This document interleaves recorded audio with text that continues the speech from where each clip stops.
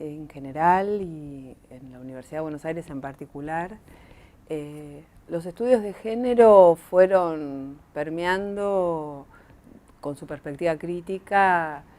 todos los campos del conocimiento y continúan haciéndolo. Y en particular en la Facultad de Filosofía y Letras y en el campo de la educación, los estudios de género y todas las tradiciones de los feminismos, sumado a los movimientos sociosexuales o de la disidencia sexual y toda su producción académica, pusieron una mirada particular y muy enriquecedora de los procesos educativos. Hay un supuesto que es, bueno, tal vez el supuesto del sentido común, que es que las escuelas son espacios de igualdad simplemente porque no hay restricciones en la inscripción, ¿no? Como el acceso abierto, la educación pública para todos, para todas, solamente pensando que el acceso está garantizado. Pero cuando se mira con detenimiento, cuando se mira con esas lentes que la perspectiva de género ha construido, los procesos educativos, los procesos de la vida cotidiana, se ve que en todos los niveles de la educación, es decir, desde el nivel inicial hasta la universidad, la transmisión de estereotipos, la transmisión de ciertas miradas tradicionales, que llamamos las hegemónicas, respecto de lo masculino y lo femenino, es mucho más habitual que lo que parece, mucho más frecuente que lo que el sector docente, en general, reitero, pensando en que en general el sector docente tiene una decisión y una vocación política por la igualdad, sin embargo, mirando con detenimiento, mirando las prácticas cotidianas, se ve que no son neutrales en términos de género. ¿Y por qué no son neutrales? Justamente porque en educación usamos algunas categorías para entender, pensando los planes de estudio, es decir, el currículum de lo que se enseña, lo que se aprende formalmente, las disciplinas, los campos disciplinares, no fueron ajenos en su construcción a ciertas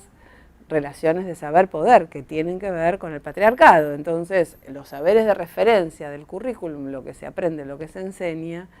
fueron construidos en un marco, por ejemplo, de fuerte invisibilización de la participación femenina en las sociedades, ¿no? Hay otra dimensión que llamamos el currículum oculto, que tiene que ver con lo que se enseña y lo que se aprende en las escuelas, que no está totalmente escrito, pero que está de alguna manera transmitido en lo que llamamos expectativas de comportamiento, expectativas de rendimiento. Ahí tiene que ver una dimensión mucho más sutil, que es lo que se habilita y lo que se censura. Por ejemplo, en chicas y chicos, ¿no? O lo que se silencia, y esa es la tercera dimensión de este currículum, que llamamos currículum nulo u omitido, que es de qué no se habla en las escuelas y que tiene que ver con los intereses de las diferentes identidades sexogenéricas que en las escuelas están, y en particular los intereses de las mujeres. Uno de los temas históricos de los que no se ha hablado, o se ha hablado a partir del silencio, o se ha hablado a partir del estereotipo, es la cuestión de la sexualidad. Las sexualidades, los cuerpos sexuados. Y en los últimos años ha habido una fuerte producción académica, una fuerte producción tanto en el ámbito de la investigación formal en la universidad como en centros nacionales e internacionales, y la propia producción de la militancia, mostrando y de alguna manera denunciando que la transmisión de estos mensajes vinculados con la corporeidad tienden, reitero, a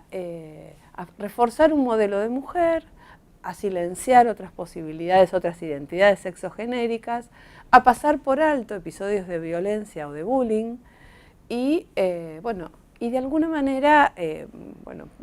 el proyecto político ha sido y es, sometamos a la crítica,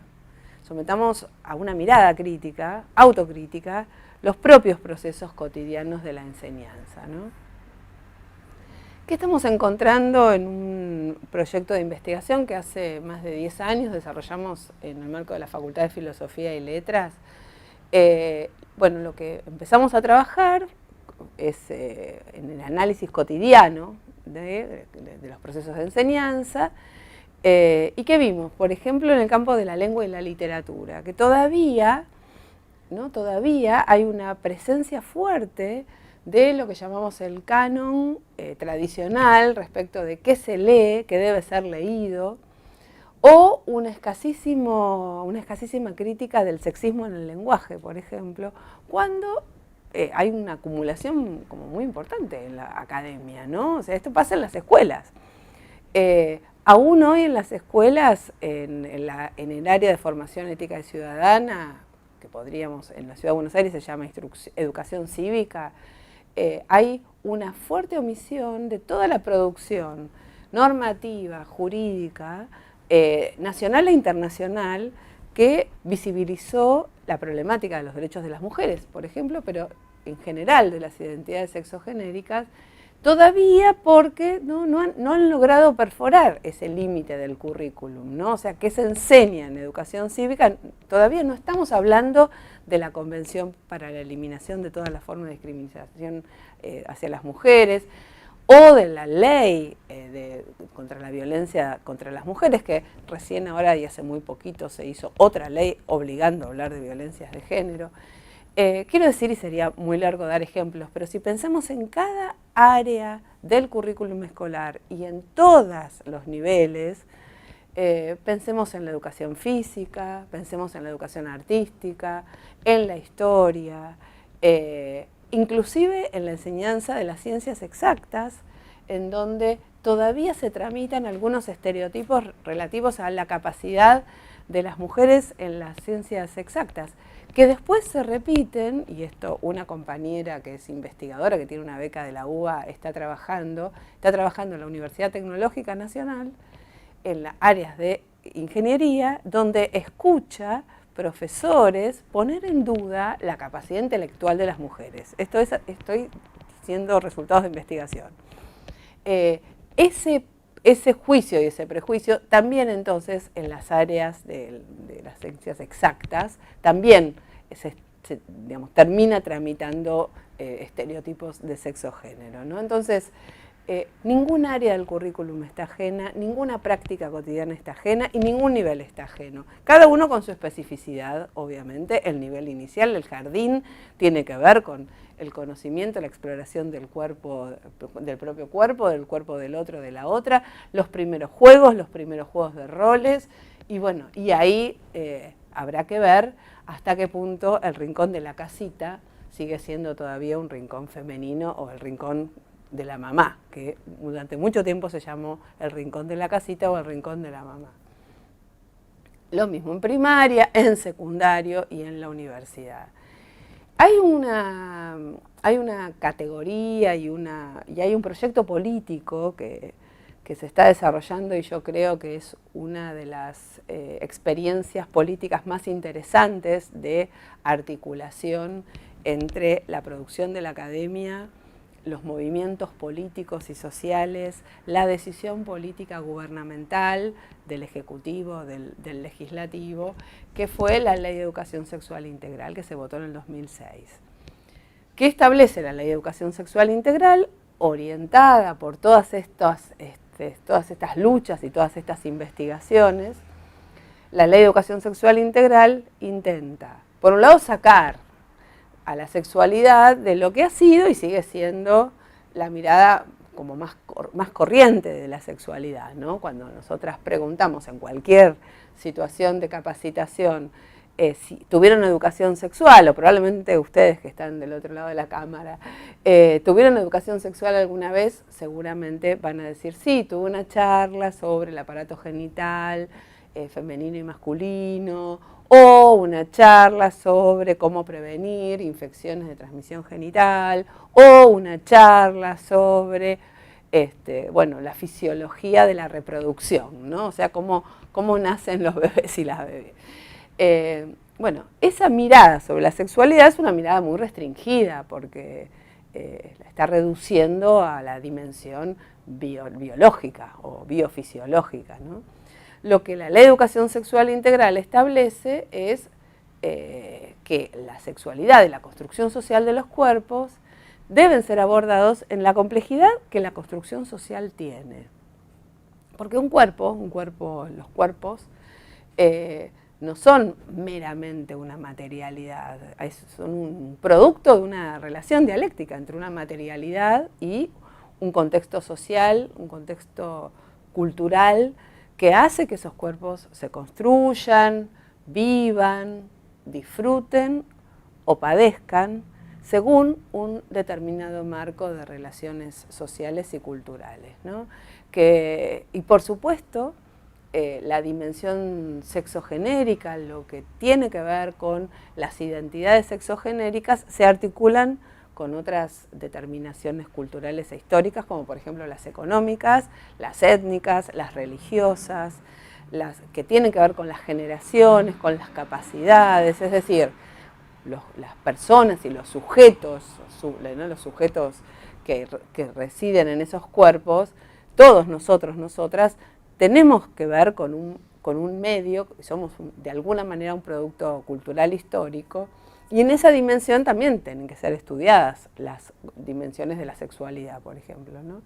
También la ley establece una dimensión psicológica que obviamente tiene que ver con la construcción subjetiva de las identidades sexogenéricas, una dimensión afectiva que es qué nos pasa, qué les pasa a los chicos, las chicas con sus cuerpos, en términos afectivos, en términos de cómo viven, y reitero, cómo viven, cómo disfrutan, cómo padecen sus cuerpos. Y una dimensión ética que es fundamental también, porque, bueno, cuando hablamos de sexualidades, cuando hablamos de relaciones humanas o de cuerpos, cuando hablamos, reitero, tanto de la violencia como del disfrute, estamos hablando de vínculos entre humanos, y la dimensión ética, la dimensión de cómo nos vinculamos con ese otro o con esa otra, en tanto un sujeto de derecho, en tanto un sujeto de deseo, y las formas en que esas vinculaciones van haciendo unas vidas, las vidas, obviamente tiene que ver fuertemente con una decisión ética de la que ninguno de nosotros, ninguna de nosotras está ajeno, ¿no? Entonces, creo que esa integralidad que la Ley de Educación Sexual Integral está presentando es una producción, reitero, sumamente interesante, que tiene que ver con el movimiento académico, que tiene que ver con la política, que tiene que ver con la legislación, que tenemos que defender porque es una conquista colectiva, y que de alguna manera pone a las escuelas en un registro desde la perspectiva de género donde justamente se está habilitando esa crítica que decía al principio, ¿no? Las escuelas como espacios en donde si queremos y adherimos a un proyecto de justicia, a un proyecto en que la educación formal se ponga en sintonía con las mejores tradiciones que tenemos en las políticas argentinas, que son las de inclusión, que son las de democratización, no va a haber una educación democratizadora, una educación emancipatoria, si no incluye esta mirada crítica, autocrítica y transformadora de las relaciones cotidianas, tanto de lo que se enseña y de lo que se aprende, como decía recién, como de la vida cotidiana, que es los vínculos entre las personas, las expectativas respecto de quiénes son, quiénes pueden ser, cuánto respetamos las identidades, cuánto respetamos las elecciones y sobre todo qué lugar le damos a la diversidad que forma parte de nuestra vida cotidiana y que, bueno, que durante muchísimo tiempo la escuela se encargó de silenciar.